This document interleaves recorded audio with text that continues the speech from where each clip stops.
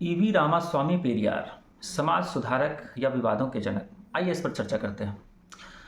दोस्तों, दक्षिण भारत की राजनीति और सामाजिक आंदोलन की बात हो तो एक नाम बार बार सामने आता है, जिसका नाम है पेरियार।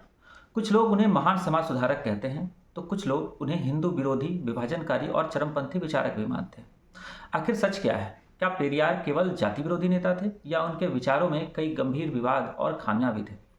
आज हम बिना किसी पक्षपात के पेरियार की उन बातों को सामने रखेंगे जिन पर अक्सर चर्चा कभी नहीं की जाती। पेरियार खुद को नास्तिक कहते थे और सभी धर्मों की आलोचना करते थे, लेकिन आलोचक कहते हैं कि उनका मुख्य निशाना अक्सर हिंदू धर्म ही रहा। उन्होंने कई बार हिंदू देवी देवताओं का सार्वजनिक तौर पर अपमान किया। धार्मिक प्रतीकों को जलाने से लेकर तोड़ने जैसे आंदोलन भी उन्होंने चलाए। उनके समर्थक कहते हैं यह ब्राह्मणवादी व्यवस्था के खिलाफ एक प्रकार का संघर्ष था। लेकिन अब विरोधियों का सवाल है कि अगर वे सच में सभी धर्मों के विरोधी थे तो अन्य धर्मों पर उनका उतना आक्रामक रुख क्यों नहीं अब था? यहीं से उन्हें हिंदू विरोधी कहने का विवाद शुरू होता है और उन्हें तमगा मिलता है। पेरियार के अनुसार राम कोई ईश्वर नहीं थे, बल्कि उत्तर भारत के आर्य शासक थे। उन्होंने दक्षिण के द्रविड़ लोगों पर हमला किया। उन्होंने रामायण को धार्मिक ग्रंथ नहीं बल्कि राजनीतिक कहानी बताया। पेरियार का दावा था कि राम ने छल से विजय पाई।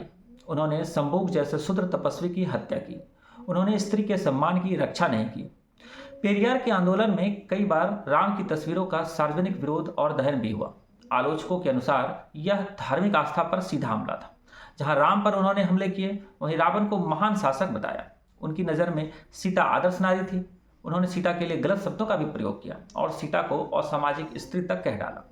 यूं समझिए कि उनकी भाषा कई बार मर्यादा से बाहर चली जाती थी और धार्मिक भावनाओं को आहत करती थी। पेरियार के भाषण बेहद उग्र होते थे।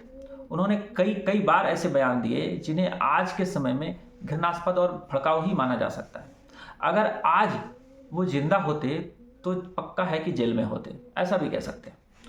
आप उदाहरण के तौर पर ले लीजिए, ब्राह्मण समुदाय के खिलाफ उन्होंने कठोर भाषा का इस्तेमाल किया, परंपरागत संस्कृति को गुलामी का प्रतीक बताया और भारतीय सभ्यता को पिछड़ा घोषित किया।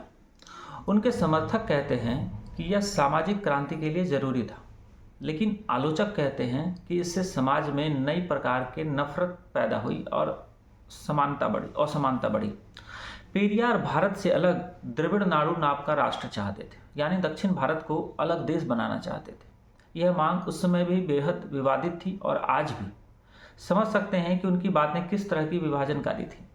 आलोचक कहते हैं कि यह राष्ट्रीय एकता के खिलाफ था। इससे क्षेत्रीय विभाजन बढ़ा, भारत विरोधी राजनीति को बल मिला।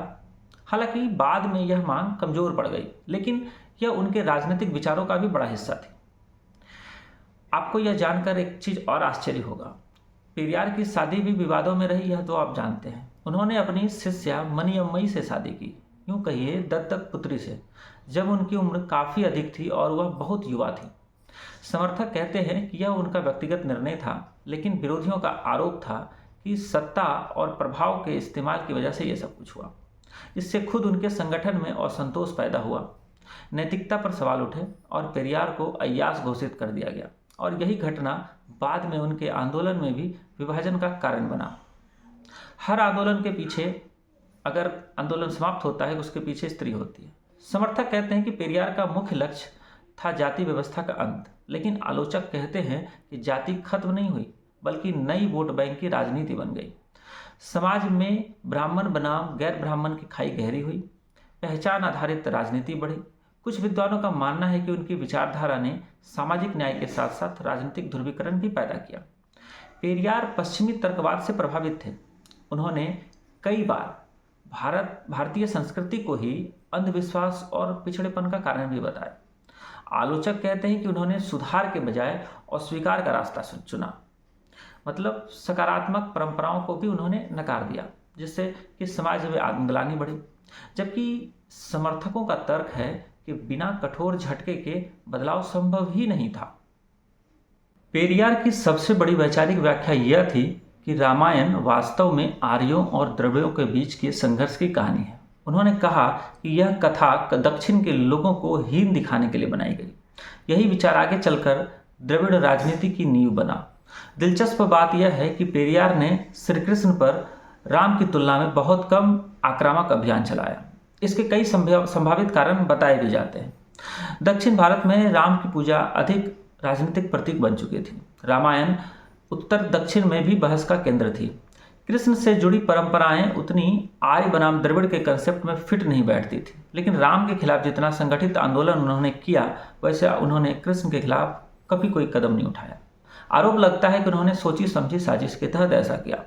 श्री कृष्ण और पेरियार की एक ही जाति थी, शेफर्ड, गरेड़िया, ग्वाला, चरवाहा आप कह सकते हैं। तो सवाल है, आखिर पेरियार कौन थे? एक सामाजिक विद्रोही या एक अत्यधिक विवादास्पद विचारक, या फिर दोनों एक साथ? सच यह है कि इतिहास में बहुत कम लोग पूरी तरह देवता या पूरी तरह खलनायक होते हैं। पेरियार ने भारतीय समाज को झकझोरा, लेकिन उनके तरीकों और विचारों पर सवाल आज भी कायम हैं।